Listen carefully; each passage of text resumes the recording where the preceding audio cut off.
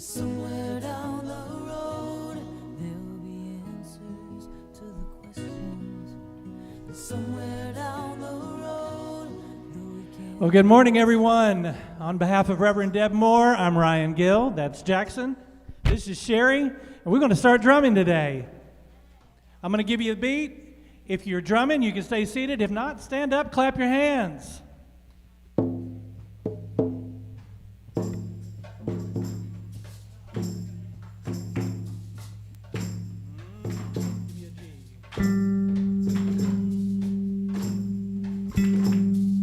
Thank you. I want to say thank you. Oh, thank you. Oh, thank you. 'Cause I'm so grateful. So grateful. Oh, grateful. I'm so grateful. And I want to say thank you for this day, Spirit. Thank you for this day. Thank you for this day, Spirit. Thank you for this day. This beautiful day. This beautiful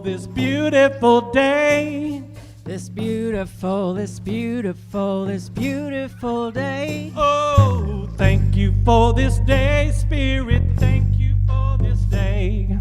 Thank you for this day, Spirit. Thank you for this day. This healing day. This healing day.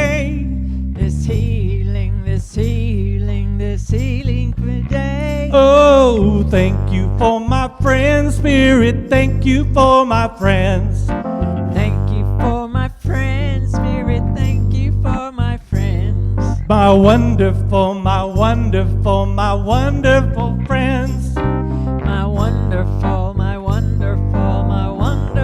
friends. Oh, thank you for this day, Spirit. Thank you for this day. Thank you for this day, Spirit. Thank you for this day. Oh, this beautiful day. This beautiful day.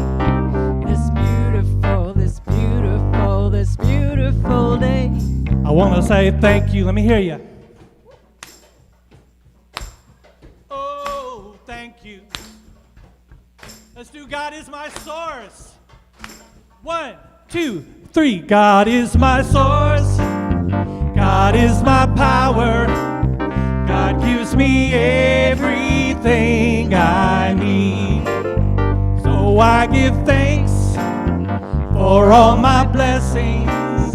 God gives me everything I need. So God is my source. Love is my power. Love gives me everything I need. So I give thanks for all my blessings.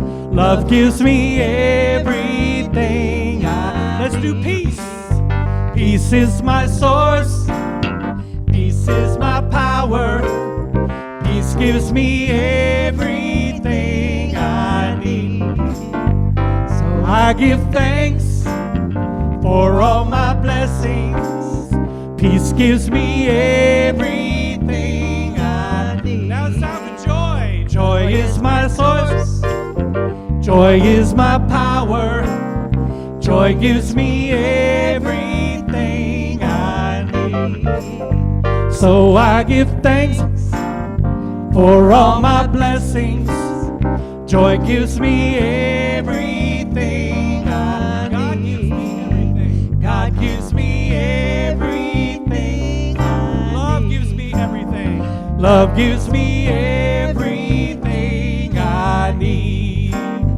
God gives me everything I need.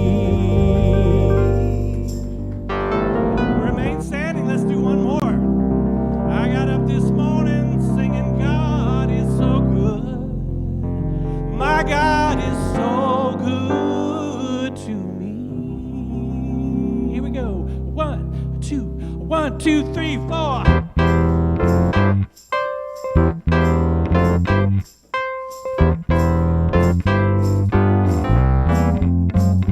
Oh, I got up this morning singing, God is so good.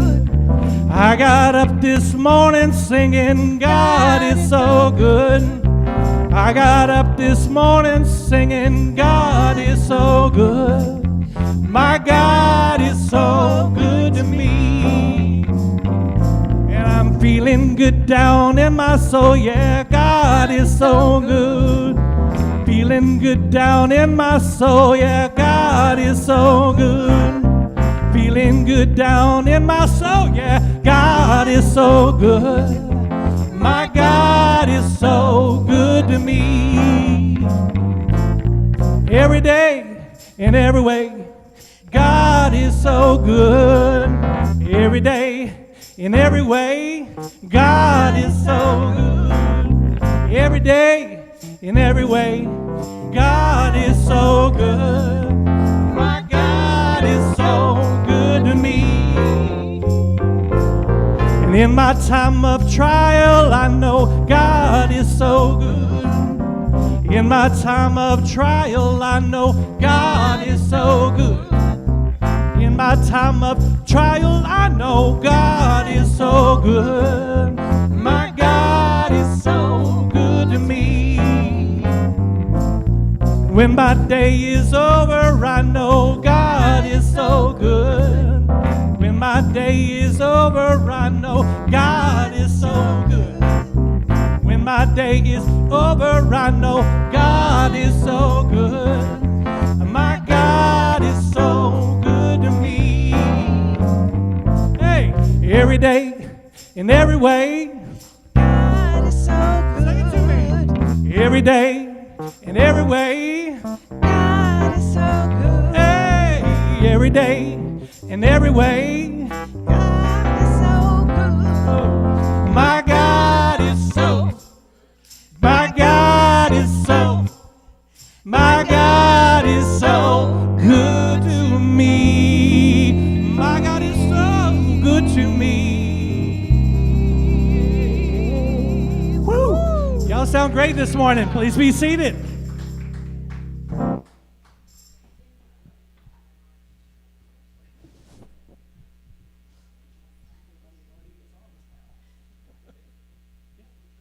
All right, let's dismiss the kids. If you want to go to the youth program, please exit out the back.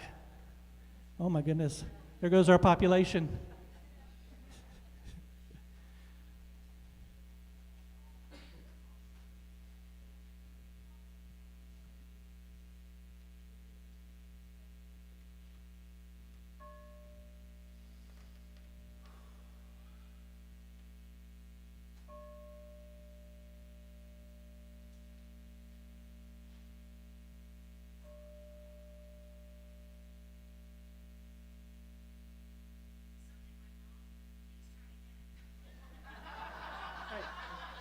You want to hit that again?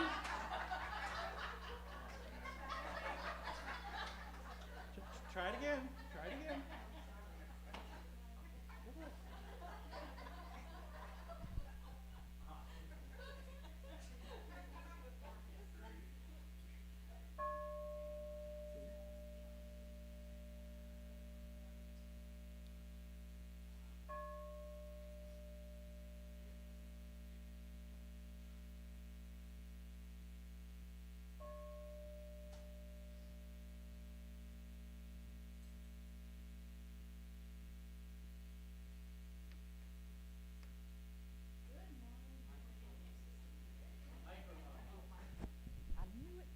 Good morning, Unity of Music City.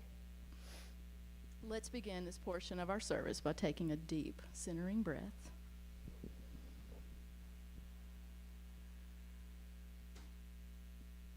Today's centering statement is, I give love and it returns to me.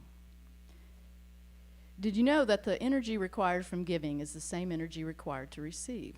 The law of compensation states that we will be compensated in direct relation to what we give. And to move forward spiritually, we not only have to give energy in service to others, we must also give up what is holding us back. Keep in mind that compensation comes in many forms, not just material riches, but in areas like loving relationships, a healthy body, and a peace of mind. What thoughts and energy are we sending out into the universe? And how do we see that comes back around in our lives? Putting love first in our thoughts and actions means that we understand that the universe supports us in creating the good, the holy, and the beautiful.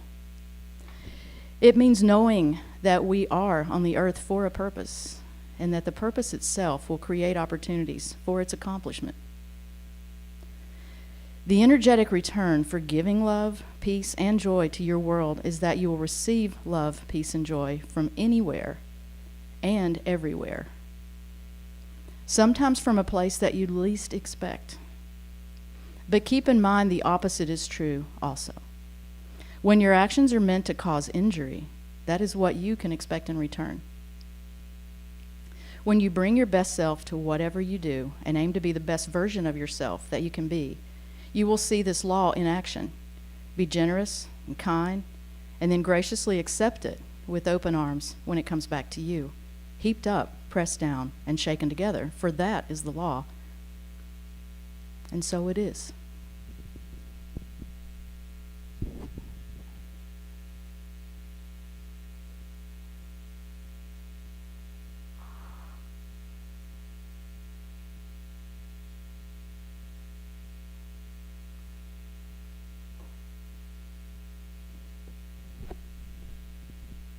So if you will, please repeat these affirming statements after me. I align myself with thoughts of infinite love for myself and others. I align myself with thoughts of infinite love for myself and others. My divine purpose is to be love, give love, and receive love. My divine purpose is to be love, give love, and receive love. The good that I bring into the world returns to me, pressed down, shaken together, and running over. The good that I bring into the world returns to me, pressed down, shaken together, and running over. And so it is. Well, welcome everyone. You are at Unity of Music City. I want to thank you so much for being here today. Thank you for bringing your incredible energy to this property, full of love, peace, and joy. And we want to say a special thank you to everybody who's watching online. Thank you for bringing your energy, because your energy is here with us today. We like to call ourselves a place for authentic transformation. And that means that wherever you are in your spiritual path, you are here to be loved, supported, and a part of an incredible spiritual community. So thank you all for being here. Sherry, do we have any announcements? We do. Good morning. Our youth program is open to all youth. As you see, they all exited. If you have a young person who would like to share in some playful, spiritually uplifting activities, please speak with Stephanie. Stephanie's not here today. She got married. Yay. All right. So we welcome her back and Tim back when they get done with their wonderful vacation together. We are also looking for monthly volunteers for the youth ministry. So if this is something that speaks to you, please speak with Stephanie about volunteering. There will also be a multi-generational service on March the 5th, where the adults and the children will join together to celebrate in the Sunday service. Now, some of us already know what those multi-gen services are like, and they're a lot of fun. A lot of fun. There is now additional parking across the street in the insurance company parking lot for our Sunday morning services. Apparently there's parking kind of in the front, but then also around the back there are some as well. So if we get crowded, there it is for us. We want to honor and appreciate one of our members, Amy. Our own sweet Amy Anderton was cited in an... If any of you get the Tennessean, you saw her on the front page. It was exciting. I know her. It was a great article in the Tennessean recently. A hard copy of the article can be shared in the front lobby. It is also posted to our website and will be in the upcoming happenings. Amy, we celebrate your faith in spirit, your resilience, and we envision you in your ideal state of healthiness. Thank you for sharing your story.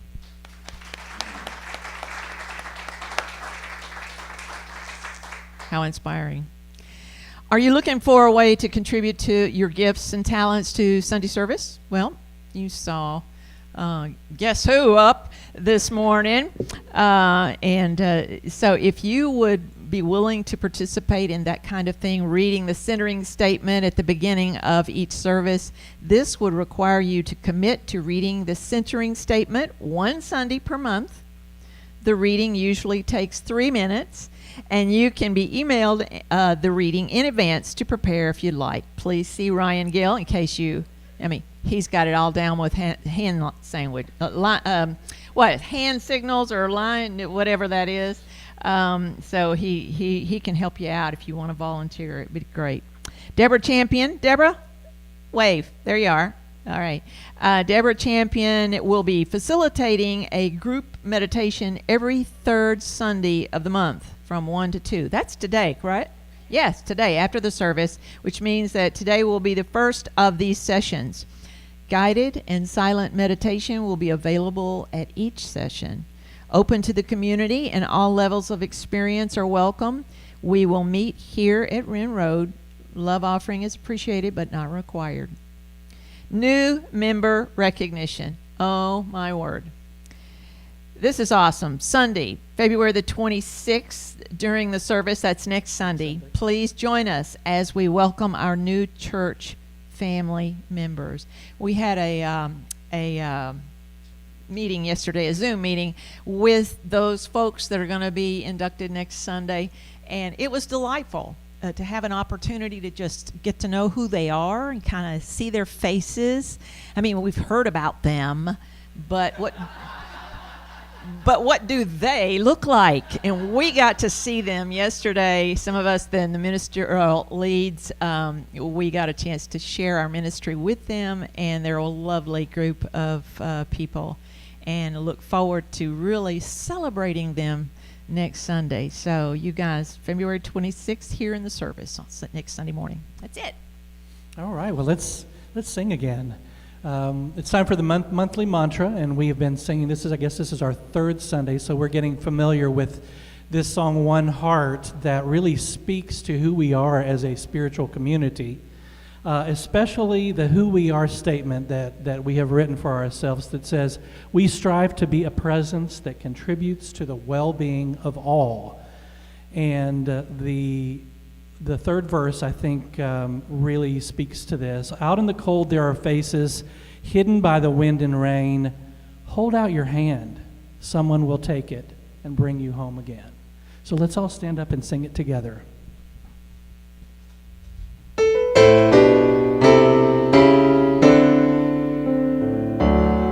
There's a new church on the horizon, made of light, not of stone, calling out to all creation, you are not alone. Lions and lambs, brothers and sisters, best of friends, enemies, woman and man, losers and winners, they're all in you and me. We are one heart, looking for answers. We are one soul, finding our way in the dark. One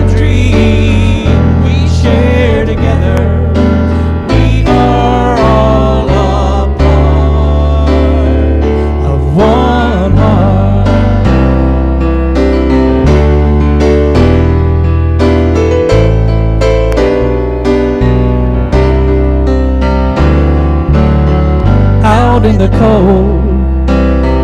There are faces hidden by wind and rain. Hold out your hand, someone will take it and bring you home again. We are one heart, looking for answers. We are one soul, finding our way in the dark. One dream we share together. We are all a part of one heart around the world tonight. The fires are burning, tears are falling from the sky. Still the world keeps turning. We are one heart, looking for answers. We are one soul, finding our way in the dark. One dream we share together. We are all a part. We are all a part.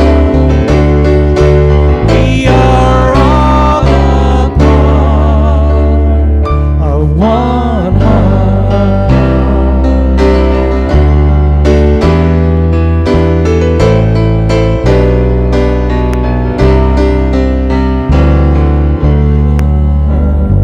Thank you so much. Please be seated.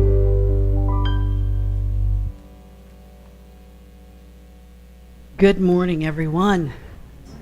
Welcome, welcome, welcome. I love that song, and I end up singing it throughout the week.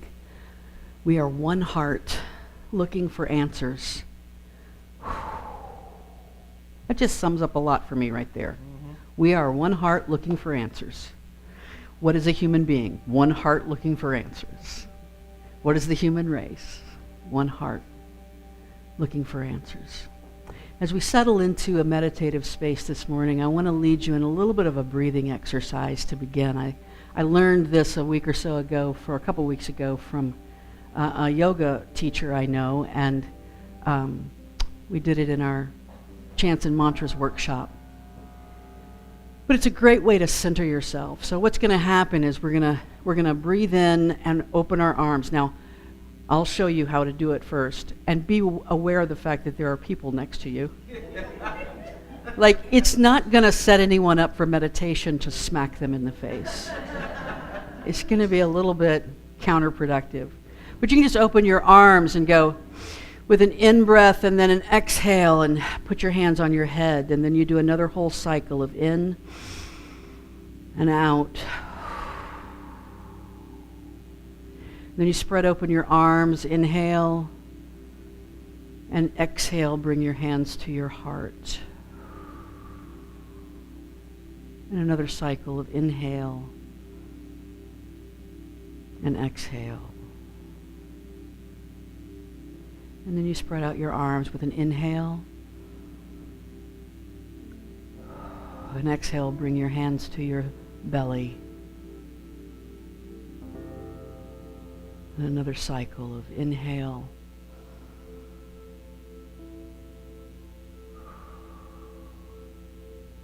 Let's do it one more time. Let's inhale and open our arms wide to the divine energy of the universe. And exhale, bring that energy in to our head. Inhale the gratitude that we remember to be mindful, and exhale the promise to be mindful of spirit. We inhale and spread our arms wide, and exhale and bring our hands to our heart.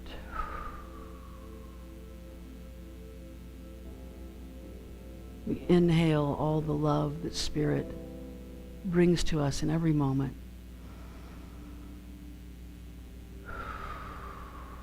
and exhale all the love we bring to the world.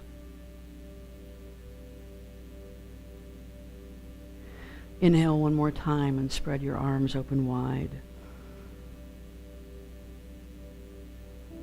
Exhale, bring your hands to your belly.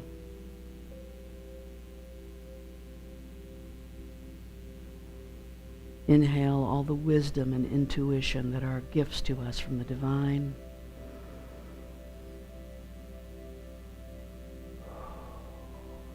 And exhale the thoughtful expression of that wisdom into the world.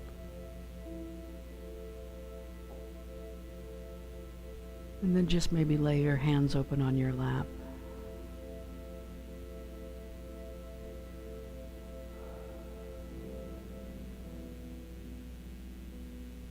The divine is as close to us as our breath,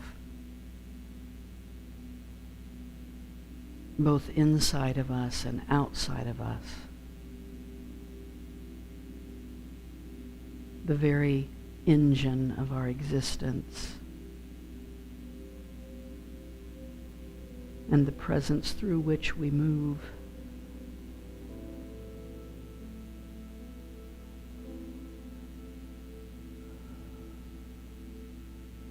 We become conscious of our breath.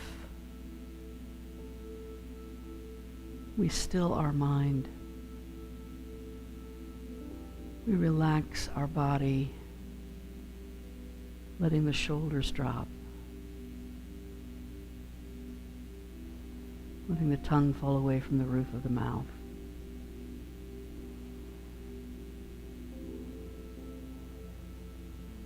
We do all of this to get out of the way of our own communion with Spirit.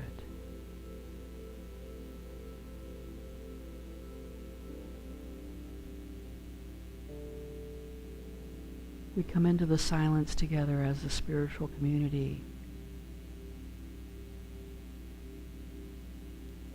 to share in the purest kind of communion, being one heart together.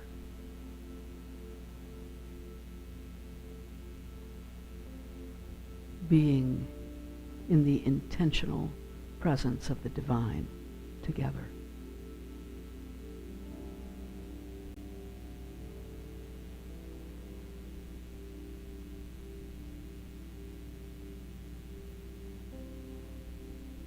Love brings us all we need. And in this moment of stillness, we rest in the love of the divine that is our true home. In the silence. In the silence.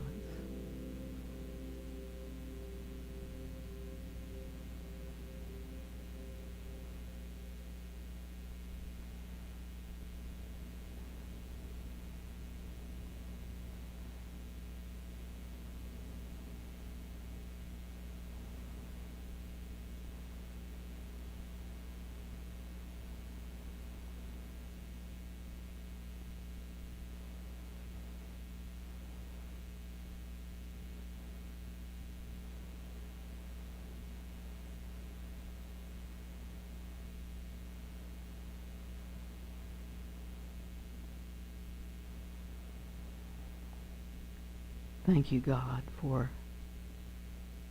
helping us to remember once again that we do not have to go in search of you.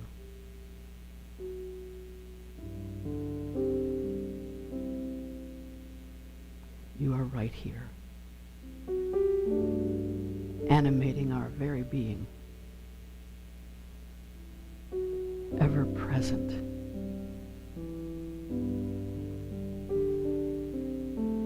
When we remember to stop and be in the awareness of that presence alone, nothing else but the awareness of that presence, all we have left is thank you. Thank you.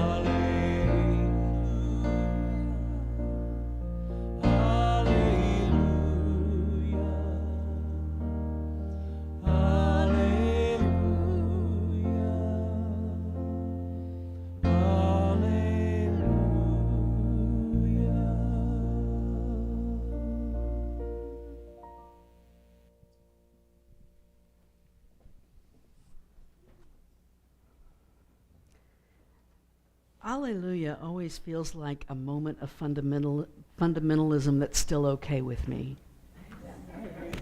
Does that resonate with anybody else? Yeah. It's like bring a little Bill Gaither into New Thought. I don't know if he would appreciate that or not, but maybe he would. Who knows?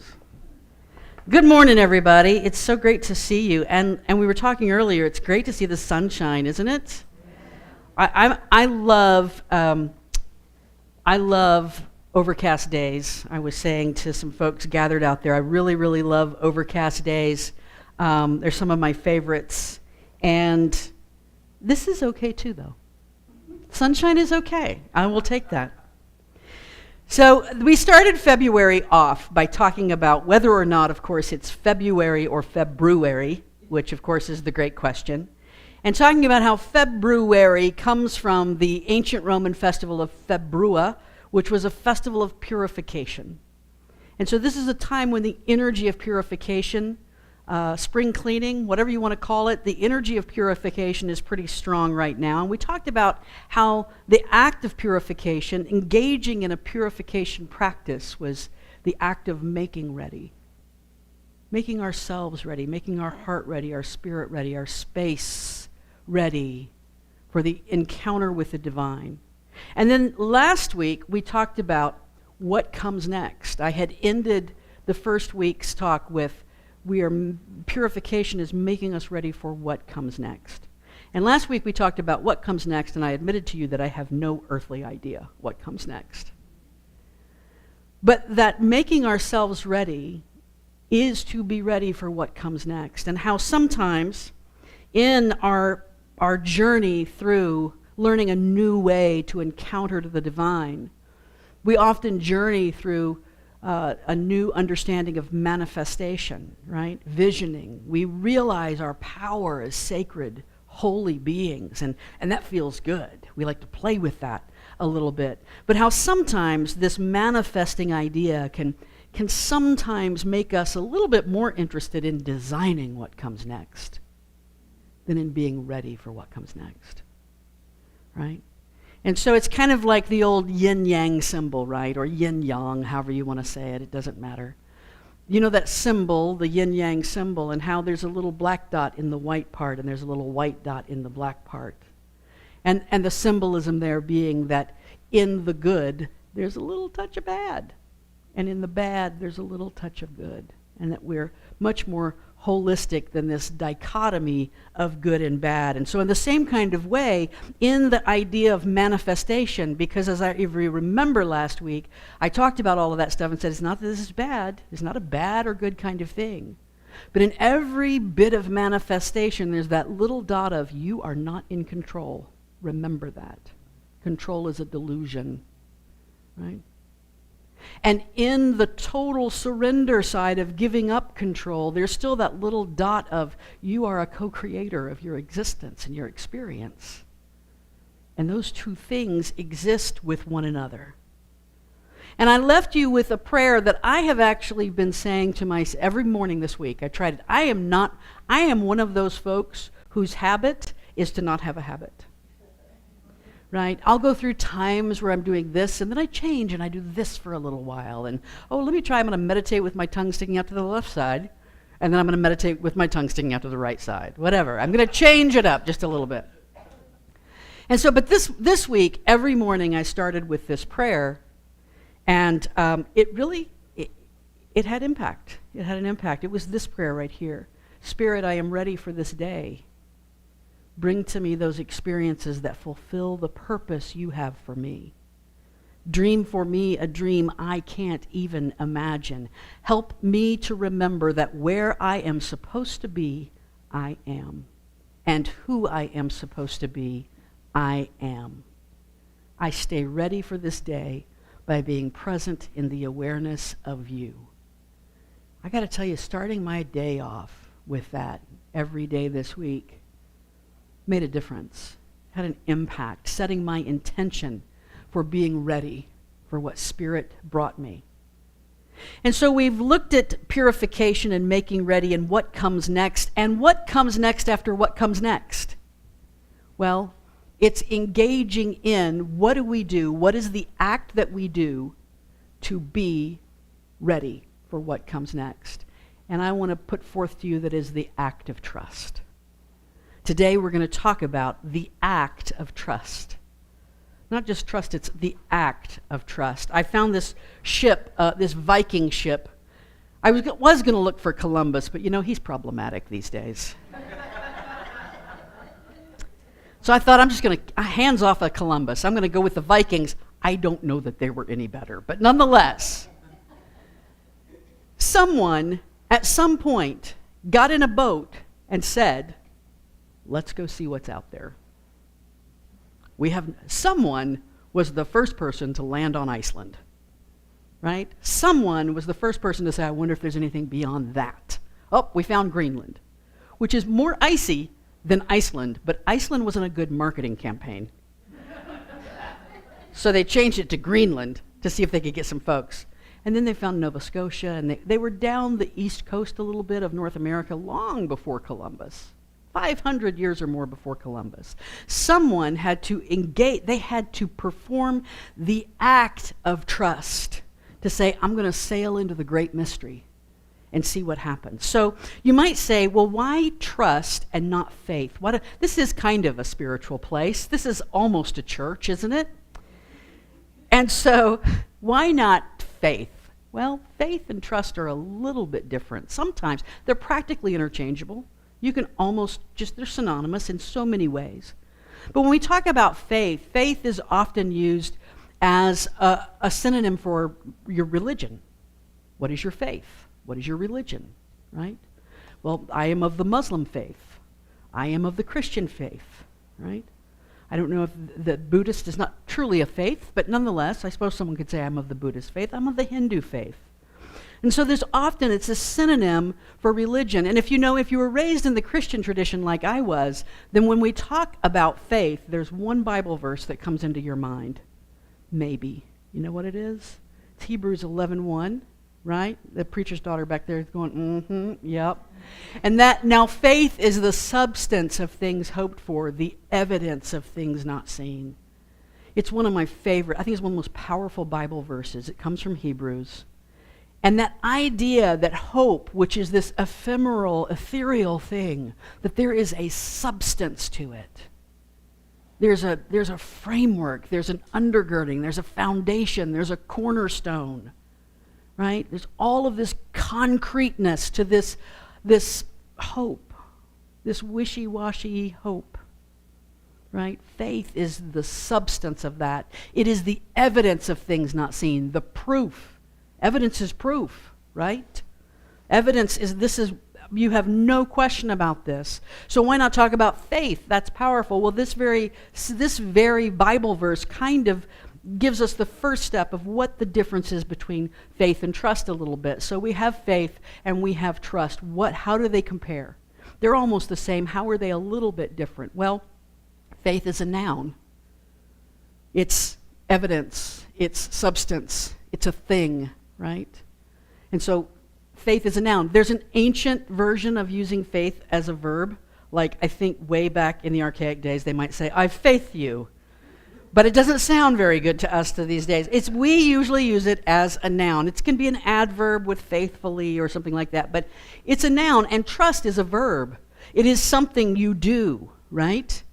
And so that means, of course, that because it's a noun, faith is a label. This is my faith. I have faith. It is a thing that I have, right? Whereas trust is an action. I have to decide to engage in the action of trusting, right?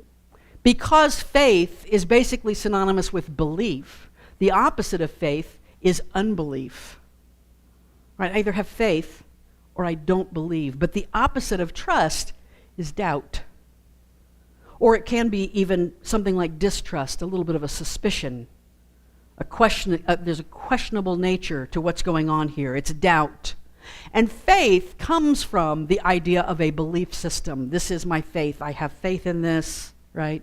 Whereas trust comes from relationship. Trust is engaging in a relationship. Faith is generally limited to the spiritual. Now, I suppose someone could say, I have faith in the Kansas City Chiefs to win the Super Bowl, right? But that's because they've made football their religion, right? So faith remains spiritual, whereas trust is holistic. We talk about trust. And as a matter of fact, when you look up trust, you're going to see it more often talked about in terms of interpersonal relationships or businesses. And how do you create a culture of trust, right? So there's a difference here. I've got a story for you that's really going to tell you the difference between faith and trust. This guy is Charles Blondin, otherwise known as the Great Blondin. He was the daredevil of Niagara Falls, and in the mid-1850s, he was from France. He came to the United States. Now think about this, 1859, the Civil War hasn't even started yet. In 1859, he becomes the first man to walk across a tightrope over Niagara Falls, right? And so this is his act. This is his shtick. And so he's trying to, of course, get lots of people to come pay a little cover charge to watch him do this. And so he does this many times, actually, after his first time, and he had different kinds of theatrical variations, because you got to throw something new in there to get the same person to come back and give you money again, right? So he did it blindfolded, and then he did it in a sack, like on a sack race, and then he did it on stilts. And then he carried his manager across on his back. And then he sat down in the middle and cooked and ate an omelet. I want to, right? On a tightrope.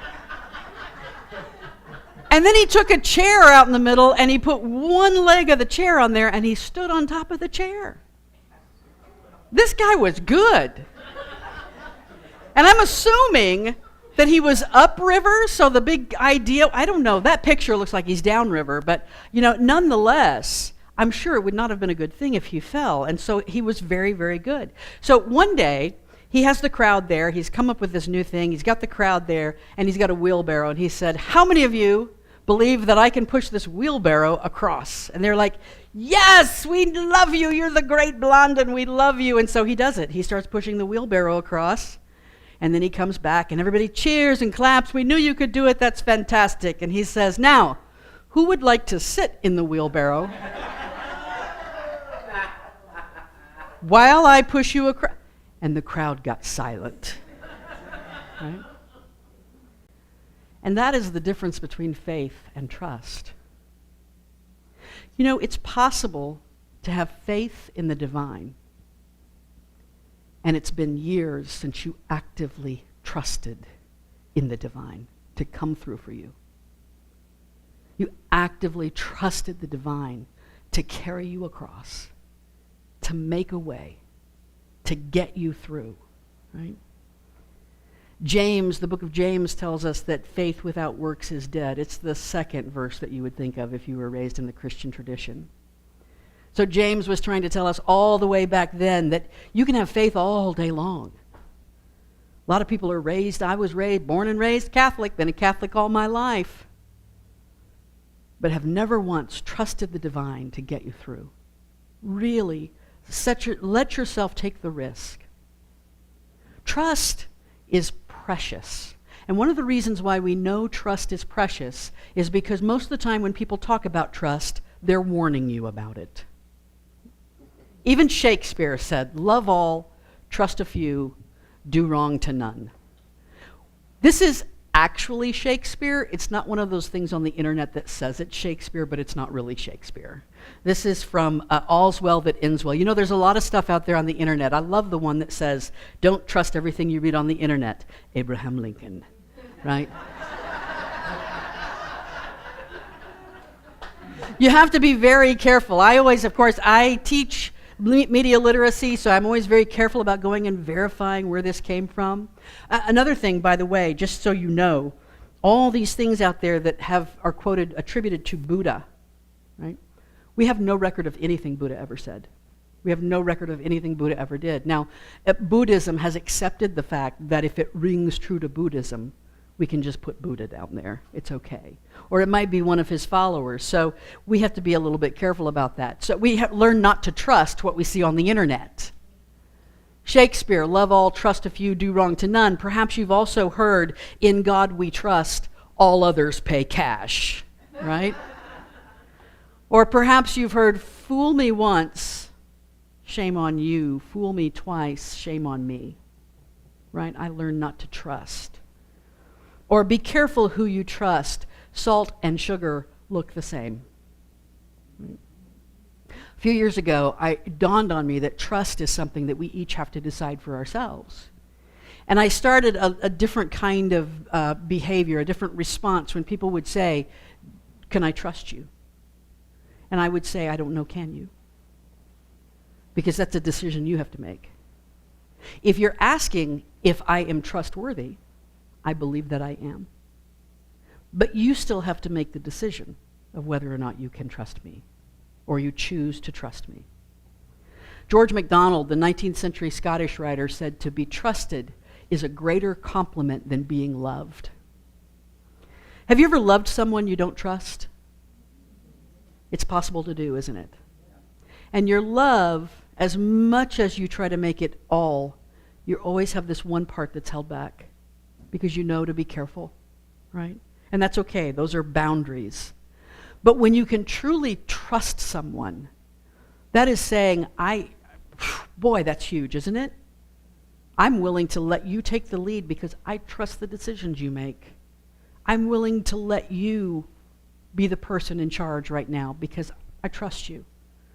A few years ago at the college, when I was in a leadership position, I learned the power of someone bringing a question to me.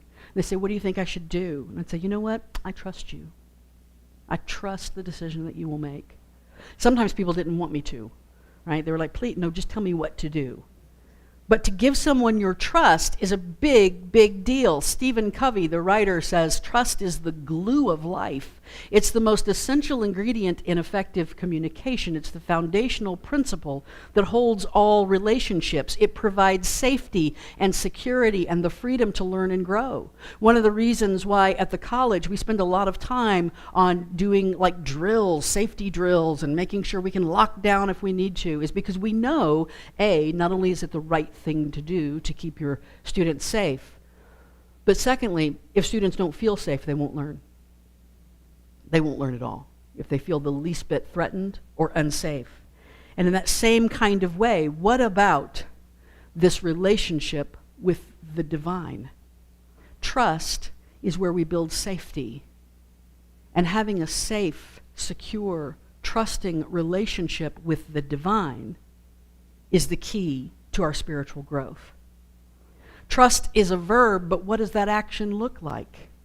We know how to build trust in an interpersonal relationship. You can Google it and find 17 rules for building trust in an interpersonal relationship, the 9 laws of building trust in an interpersonal relationship, right? Everybody's come up with a different one, but the truth is, how do we do that? How do we build a relationship of trust with the divine?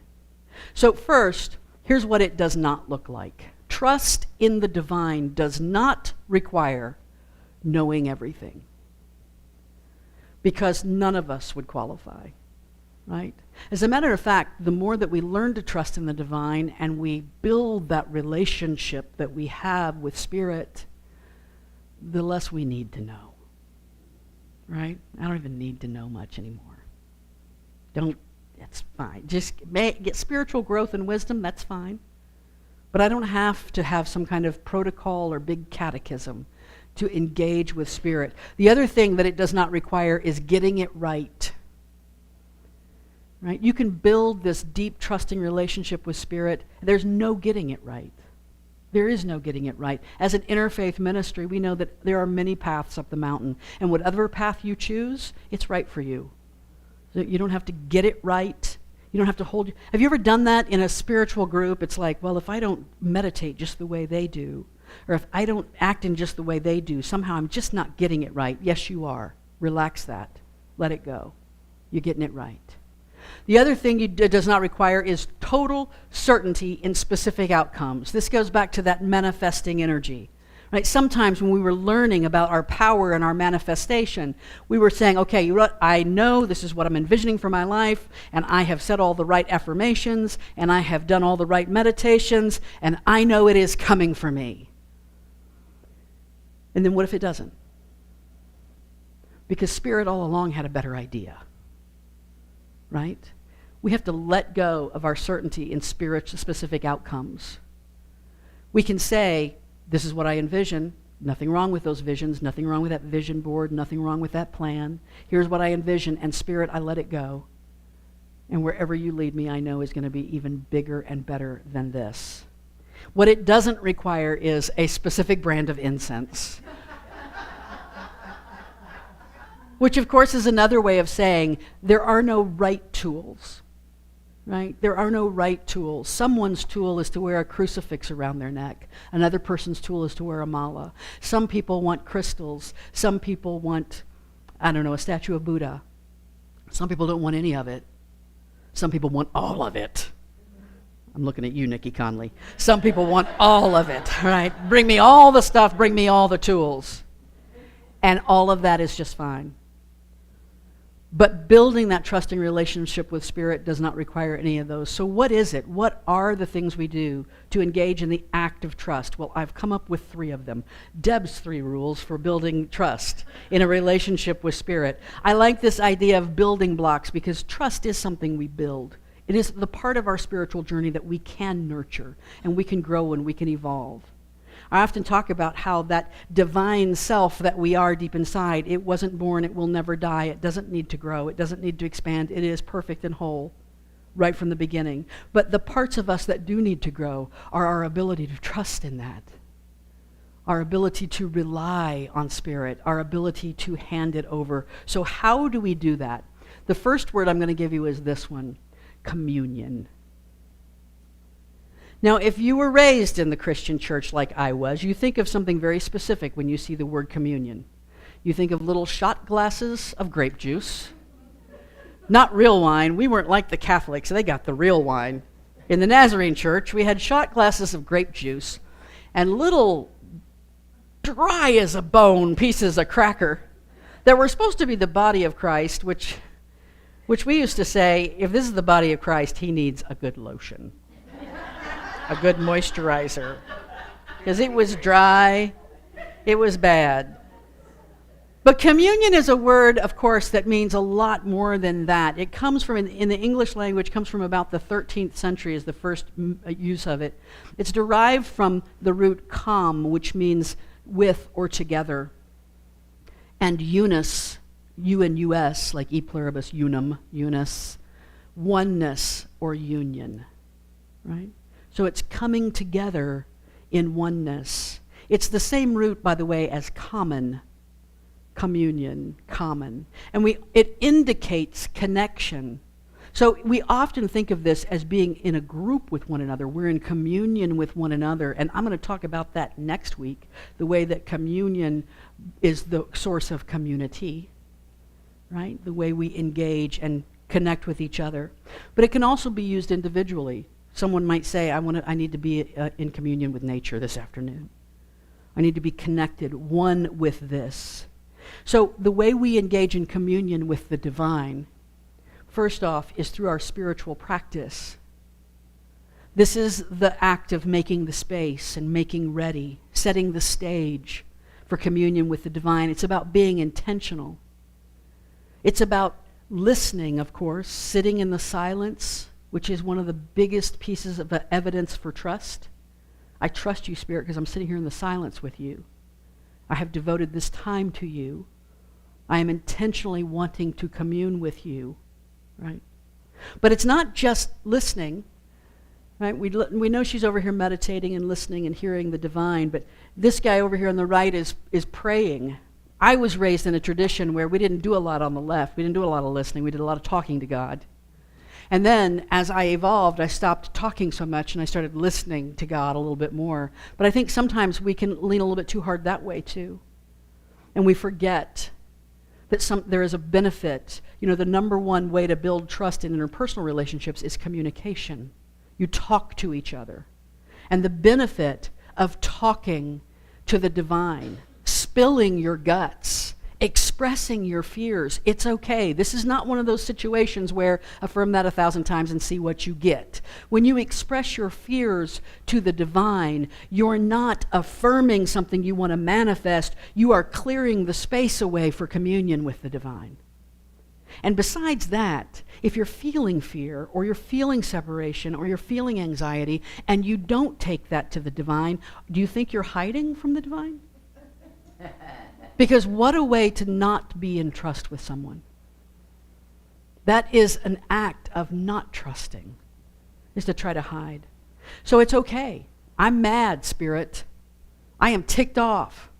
I remember the darkest moment of my life. I used the F word with God, right? I won't say that here because it's being taped and someone will put that on the internet. But nonetheless, I was mad. And I took the very tip of that anger right to the divine. And immediately, I felt enveloped. I didn't hear an audible voice of God speak to me. But inside, I heard God say, thank you for bringing that to me. That is the most intense place of your energy right now, and you brought it to me. Thank you. Now we can be in communion with one another because there's nothing hidden. There's no way I'm trying to be when I come to you. That's making space for God. That's stepping into God's presence. But we can also just see God's presence without even intentionally stepping into it, right? My favorite verse from the Bhagavad Gita, if you want to be truly free, perform all acts as worship. Clean your house as if creating an altar. Right? Set the stage for inviting the divine in. Engage in each activity with the full awareness of divine presence. Right? I can tell you, Patricia, the first minister of this congregation years ago, used to say, if your life feels out of control, go home and clean out your junk drawer. Right? Because it's true. If something feels out of control, what can I go physically clean? And as I'm physically cleaning, remember that I am engaging with the divine right now. I'm performing all of these acts as worship. When the Buddhist monk Thich Nhat Hanh wanted to demonstrate this, wanted to demonstrate mindfulness, he didn't talk about sitting in meditation. He talked about washing the dishes, right? To be present in this moment, be here in the moment of washing the dishes. If I'm just cleaning something, thinking about what I'm going to do when this is done, can't wait to be done cleaning, can't wait to be done with this task so I can move on. I've lost the whole moment. And in the present moment is where the divine lives. So I'm stepping away from that communion. So we can be in communion with the presence of the divine both intentionally in sacred moments of prayer and meditation and by finding the sacred that is inherently contained within every moment of existence. The second building block is this. I wish there was another word for it. I wanted to find a different word because we use this word so often. It's maybe in danger of becoming trite, but there's no other word for it. Gratitude. Gratitude. Gratitude. It's the most important thing. The most important way to establish and demonstrate trust in the divine is to be grateful. I thank you for my life, for this day, for this sunshine, for my friends, for my health, for my house, for my spouse, for my dogs and my cat, right? I thank you for this car that I'm driving as I'm going to work. I thank you that I had the money to put gas in it. I thank you for the food that I had this morning before I left. I am so filled with gratitude. I thank you for the understanding and the insight and the wisdom and the gift of humor and the gift of knowledge and the gift of human connection. Thank you for all of it. As we engage in that gratitude, we are simply saying, I trust you. Look at the beauty you've given me. This is the act of trust. And I want to say that when we engage with each other, the most beautiful way that we engage with the divine is when we engage with each other. We can show gratitude to the divine by saying, thank you, God. And we can show gratitude to the divine by saying, thank you, Frank. Thank you, Ryan. Thank you, Annette. Right? Thank you. Because that too, just by taking the hand, there's gratitude in that grasp. Gratitude to others is gratitude to the divine. And it doesn't just have to be the spoken word. The spoken word is powerful. We don't want to forget it. Sometimes we forget to say I love you or forget to say thank you. But remember also that even though those words are powerful, they can sometimes be limited. Gratitude is not limited to the words of thank you. If I walk into a room and someone walks up to me and says, I'm so thankful that you came. That's one thing. It's nice. That's great. But if I walk into a room and they go, oh my God, you're here! Right? That, I feel the energy of gratitude. It's oozing out of this person as they interact with me. Gratitude for others is the ultimate namaste. The divine in me beholds the divine in you, and I am grateful. Joy is a form of gratitude. Celebration is a form of gratitude. You can feel that energy of gratitude. The English writer G.K. Chesterton said that gratitude is happiness doubled by wonder. In other words, amazement, fascination, excitement, enchantment. You have bewitched me, God. How long has it been since we entered into the presence of the divine with happiness doubled by wonder? How long has it been since you've sat in a meditation and been so overcome with that tears come? Because tears are another form of gratitude. I am so grateful for this moment. If not, then I encourage you to seek that out, because that is the way that we build the relationship of trust with the divine. Step 3, communion, gratitude, release. Release. I love this picture. The chains that are becoming birds and flying away. When the desires of our heart are within our control, when we're controlling the desires of our heart, they're like a bird in a cage. They're like a being that was meant to fly that is chained to the ground. But when we release and let go, and the desires of our heart can fly to heights we cannot imagine, and can see sights we can't see from our limited sight lines, right? They can envision a whole other reality for us. This is the act of surrender. As Esther Hicks and Abraham say, it's the art of allowing. Get out of your own way. Have you ever try this sometime? You've got a problem, you're trying to figure it out, and just put this energy around that problem. Just start going, nope, just look, I'm letting go. Just do it with your hands, letting go as much as you can. Sometimes the act of trust is the act of not doing some of our typical doing, right? To not grab on to control. Esther Hicks, by the way, says, worrying is using your imagination to create something you don't want. Worrying is kind of the opposite of trust, right? Worry and trust can coexist. I've had moments where I'm trying to trust in something, but I still got a little worry that wants to pop up there, but they're uncomfortable together. They're like on a bad first date. They're kind of side-eyeing each other. They don't get along very well. If worry is using your imagination to create something you don't want, then perhaps trust is using your imagination and your heart and your will to create the best outcome possible, what you do want. In the first Sunday of February, I talked about 4 ways to purify the soul based on the Atharva Veda. And the 4th one was the act of fully surrendering to the divine. And I shared this quote from Marianne Williamson. The moment of surrender is not when life is over. It's when it begins. That may be my next tattoo. I don't know. Because it is so clearly the key to walking in trust, walking in faith with the divine, right? We prepare a space to sit still. We live in the energy of gratitude, this happiness doubled by wonder, this amazement, and then we let go. That, as much as anything, is the act of trust in the divine. What comes next? I don't know, but I trust God. What comes next? I have no idea. But Spirit's in control. However you want to say it. Gaia, Goddess, God, the Great Spirit, the Divine. I don't have to worry about it because I trust in that energy. There's a Bhagavad Gita. It's a little bit of a paradox, by the way. The way that we act is by not acting, but there's a great quote from the Bhagavad Gita.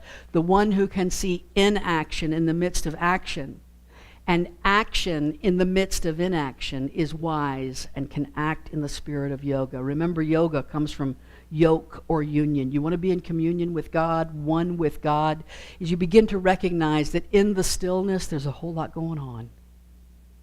And in the action of my life, there's a lot of letting go and releasing, right? These two things can interact. Trust is the action of inaction and the inaction of action.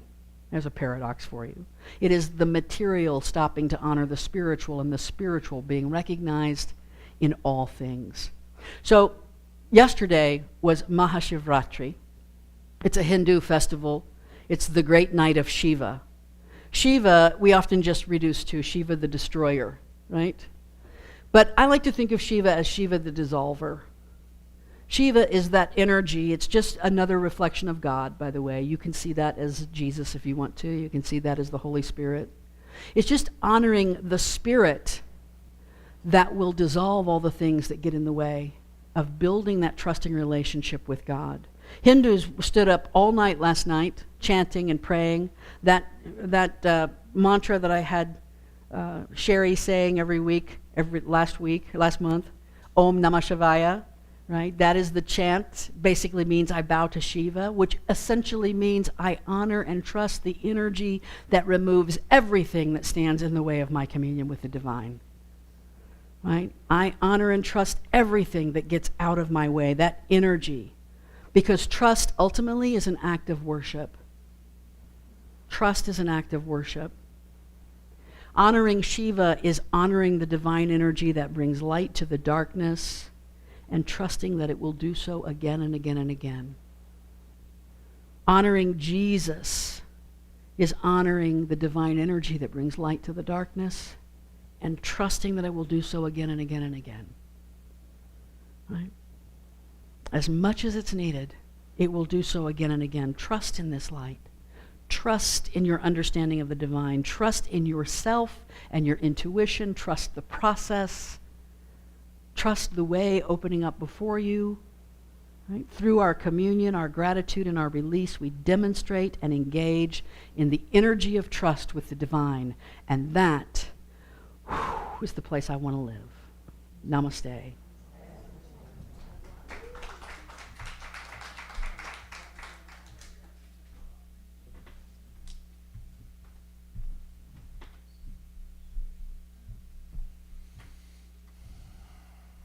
Let's just stay in that place of gratitude for just a minute.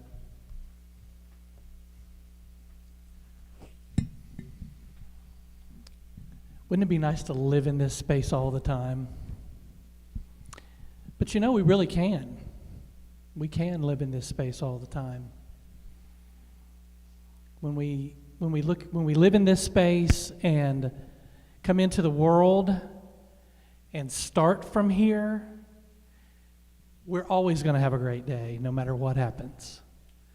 So let's take just a moment to be thankful for the life that we have, the love that we have, the spiritual community that we have. Thank you.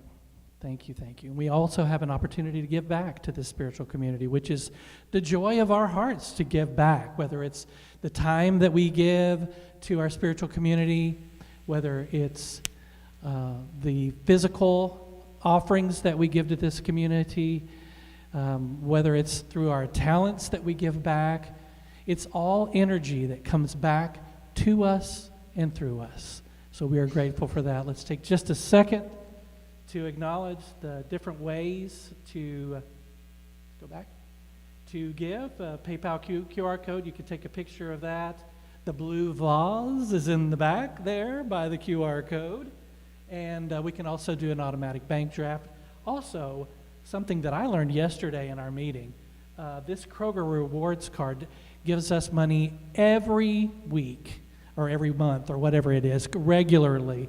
So be sure and sign up to that. Go on the internet when you sign up for your Kroger Rewards card. You can change that to Unity Music City, and we would really appreciate that, and it would help us out a lot. So before you leave, be sure to give back to your spiritual community, and we appreciate that. And let's sing our gratitude by singing I Am Grateful.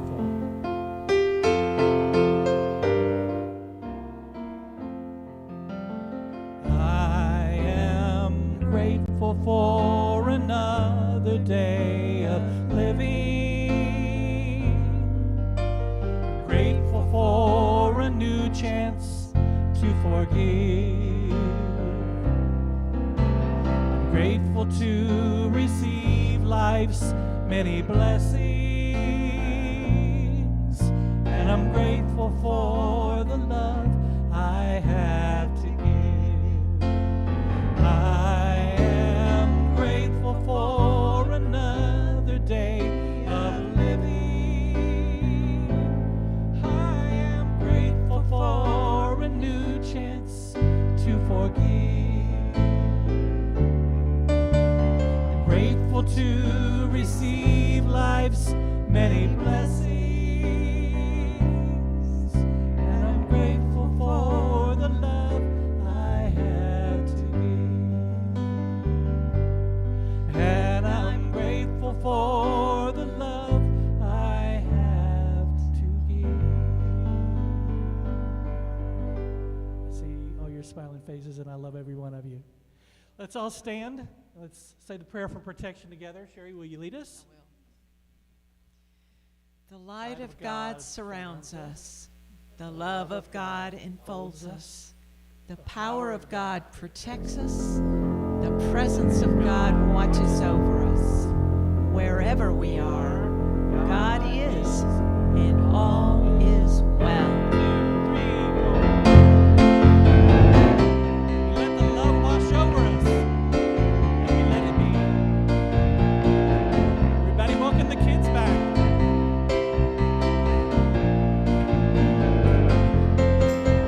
We let the love wash over us. We let it be.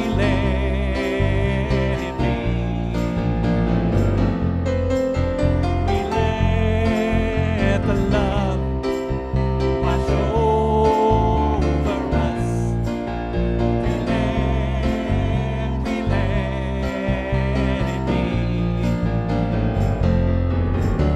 We let the peace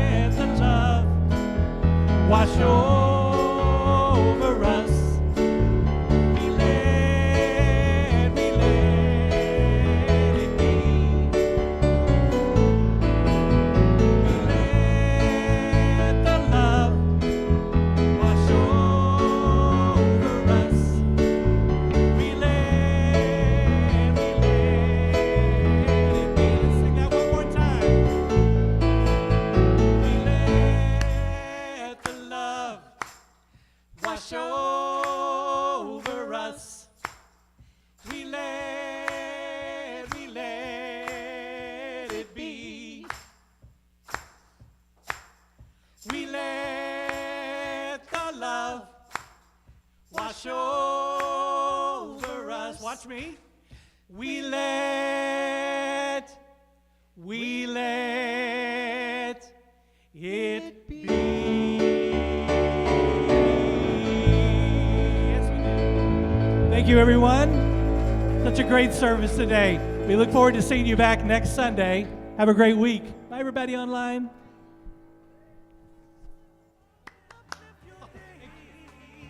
Appreciate that. Appreciate that.